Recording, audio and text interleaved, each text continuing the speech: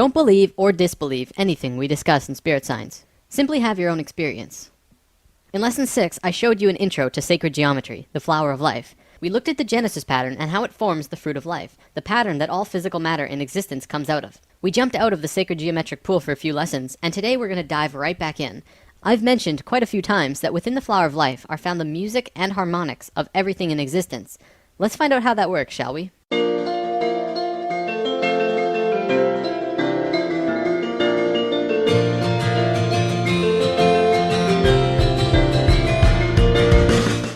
First, I want to show you phi and Fibonacci. It's important to understand for what we're going to talk about. I'll show you what you need to know to continue, and if you want to learn more in depth about these sequences, I will provide sources in the comments. Phi, also known as the golden ratio or golden mean, is a very simple relationship. If you had a rod and were going to put a mark on it, only two places would mark the phi ratio, which is here or here. The length of A plus B is equal to the length of C. This ratio is 1.6180339 and continues on forever. If you multiply the length of C with phi, it will create the exact same image, only bigger. C and D is equal to E. This ratio could then span on forever, going smaller and smaller or bigger and bigger forever.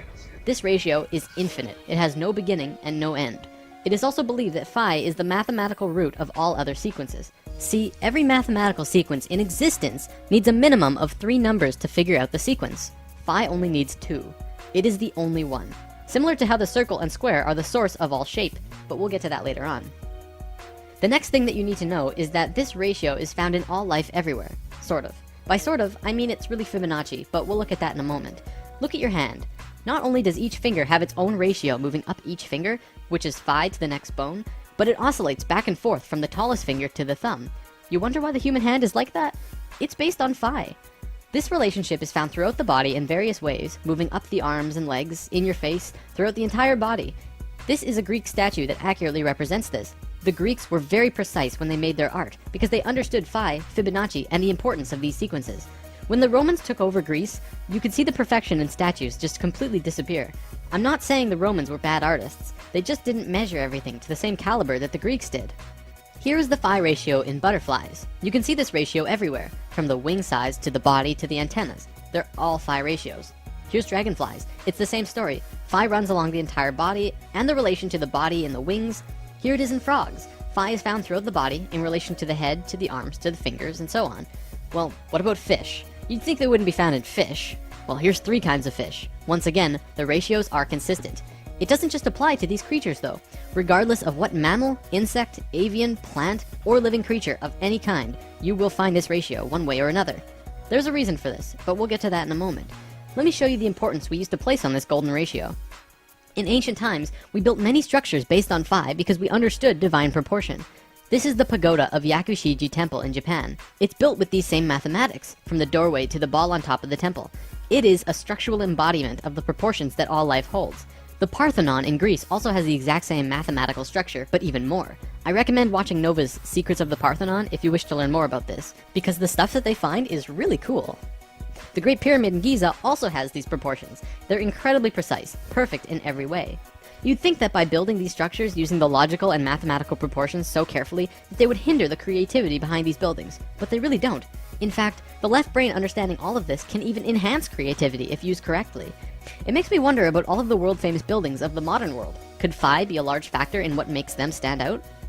Let's move on to our next sequence, which is called Fibonacci. Now, the Fibonacci sequence is life's way of creating the golden mean. Allow me to explain. This sequence is continually made from adding the previous number to the current. 1 and 1 is 2. 2 and 1 is 3. 3 and 2 is 5. 5 and 3 is 8. You can see how it continues. Now, what most people don't know about Fibonacci is that it actually continually strives closer and closer to the phi ratio. By dividing the current number into the last, you can see this happening. 1 into 1 is 1. Well, that's not close at all. 2 into 1 is 2. This time it's over phi, but closer. 3 into 2 is 1.5, which is under, but closer still.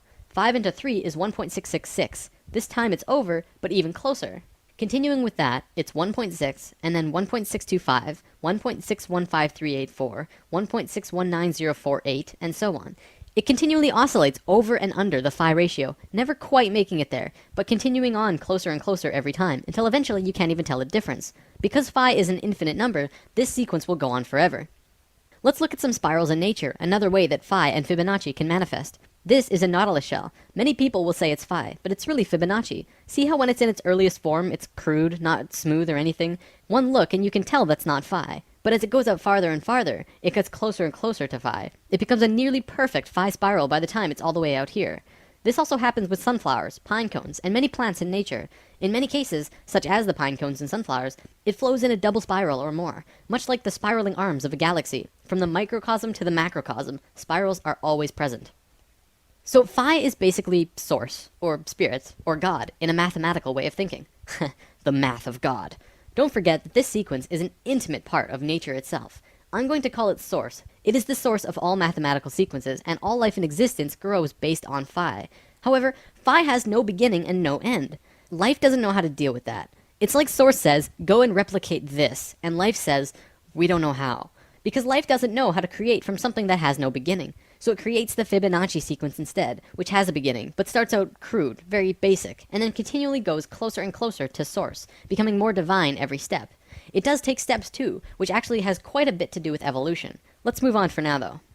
The only other sequence you need to know for this is binary sequences. This is a sequence like 2, 4, 8, 16, 32. We're just doubling the last number instead of adding it to the previous one. We're all very familiar with this. Binary sequences are found in life as well. For example, mitotic cell divisions are binary. We go from being a single cell being to having over 100 trillion cells in only 46 divisions.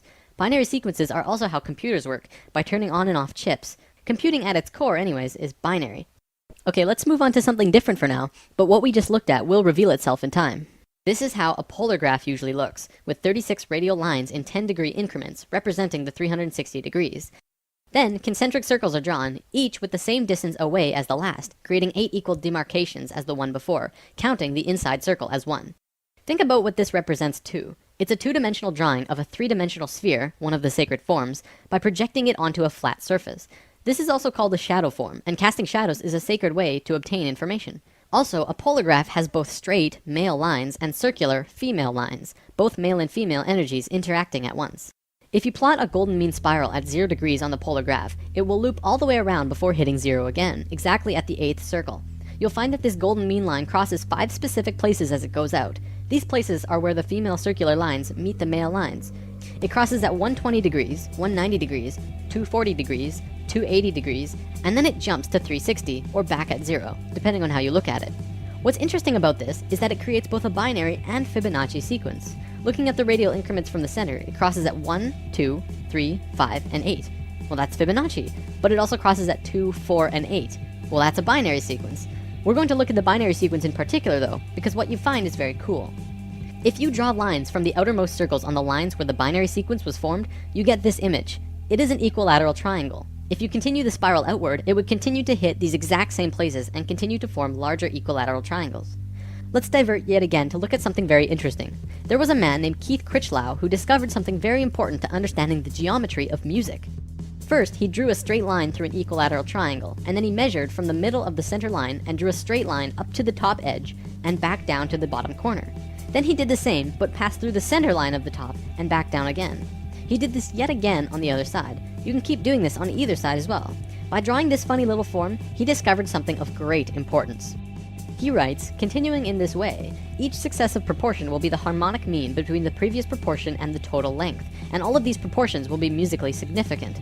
1/2 being the octave, 2/3 being the fifth, 4/5 being the major third, 8/9 being the major tone or step, and 16/17 being the half tone or step. In other words, he discovered the geometries of music, or at least one aspect of them. Then he tried measuring it in a different way, starting at a different point of the center line. At 3/4, he found the measurements were 1/7, 1/4, 2/5, 4/7, 8/11, and 16/19. All of these numbers are musically significant. This is very interesting. It means that the harmonics of music are somehow related to the proportions of the central line moving through a tetrahedron. Back to the polar graph, you can see that this drawing has a much greater value all of a sudden. Not only that, but it becomes even easier to make your measurements thanks to the polar graph itself. You can just draw a straight line through the drawing on the graph, and it will give you the center line. This information has been taken light years beyond what I just showed you though. A research team found that you can draw these lines not only from the center, but from any nodal points inside the upper half of the triangle, and you'll come up with all known harmonics in existence. Basically, this means that anywhere the straight line and curved lines on the polar graph cross from 0 to 120 degrees and start making the pattern, you will come up with all known harmonic systems. Not only the Western keyboard, but the Eastern, and even many unknown systems that have never been used. As I'm not a musician, there's not much more I can show you related to this, but I would love to see what a musician could really do with this knowledge. How far could you take this? Alright, I'm running low on time here, so I'll wrap up with this unraveling. Remember when we talked about spirals in nature? They often travel in twos. Usually this is male and female. So on this polar graph, if you're going to copy nature, you don't just plot one spiral, you have to plot two. When you do that, it gives you this image, which is a star tetrahedron inside of a sphere. We mentioned this in lesson 7, and this image is more commonly known as the Star of David. Do you remember the face on Mars? NASA obviously tells us that it's just a random formation on the surface of the planet. But right next to the face, there are also a few pyramids and other anthropomorphic structures. I know what you're thinking. Why on earth would I bring that up all of a sudden? Well, Richard Hoagland and his colleagues have spent a long time researching and deciphering a message on the surface of the red planet. Want to know what that message was? It was a star tetrahedron inscribed in a sphere. Holy balls, right? There's a link in the comments to a page with all of this information if you want to learn more. It's pretty crazy, and very eye-opening now that we have this information about what this really means. Inside the star tetrahedron, another one fits perfectly. We can continue to put more and more star tetrahedrons inside or outside of the other star tetrahedrons, the same way the golden mean spiral can wrap around the polar graph infinitely big or infinitely small. You'll notice that this smaller tetrahedron also happens to fit perfectly around this sphere. Well, check this out. If you put this same size sphere centered on the point of every single star tetrahedral point, guess what suddenly reveals itself? The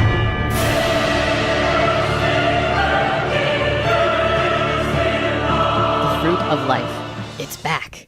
According to the Egyptians, as well as the Ascended Masters, this is one of the holiest, most sacred forms in existence. Of course, we already learned one of its informational systems in Lesson 6, and what you just saw was the second, only in reverse order. What this means is that all of the information of music, harmonics, sound, and spirals come out of this image. Not only that, but light and the dimensional levels work in the same way as harmonics, which we've already discussed in Lesson 2, 7, and 9. Meaning that the geometric information about light and dimensions are also related to this star tetrahedron pattern. So just briefly looking at this image that we looked at in Lesson 7, this is the fourth unraveling of the flower of life. It is an infinite spectrum of never-ending fruits of life within more fruits of life. This is the unraveling of dimensions, so it makes a little more sense now, but I won't have time to show you anything more today.